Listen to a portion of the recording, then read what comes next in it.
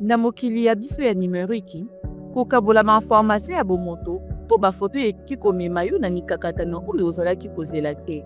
Ezali na ntina koyeba ete soki okaboli likambo moko ekomaka mpasi koyeba esika ekokende to ndenge ekosalema.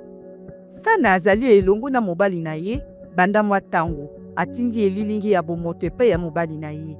Na nsima balongwani mpe ye akaboli elilingi yango epai ya bato mosusu. Sana ayoki somo mpe amitungisi mpo na kotinda yango. Bato mosusu ata baleki komikosa ye mpo asala makambo oyo alingi te kosala na nzela ya elilingi yango. Kanisa likambo oyo soki moto moko asengi yo otinda bainformation ya bomoto to bililingi ya bomoto to otinda yo bililingi ya lolenge wana, ekoki kosala ete omiyoka malamu te, komitungisa, koyoka mawa to kobanga. Yango nde babengaka mwa maleki ya alarme to red flags feeling.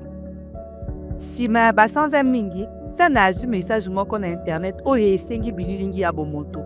Ayoki mwa mayoki ya alarme mpe azwi ekateli ya koloba na mama na ye.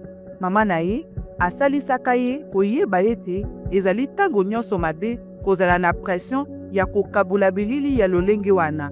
Bango mibale bakanga konte yango elongo. Tango ozokoyoka nzoto ya drapeau rouge, soki ezali komonana na mabe, kosalanga to kosalela, zonga, bomba ndenge na yo pe yekola maboko na yo na nsima ya misala.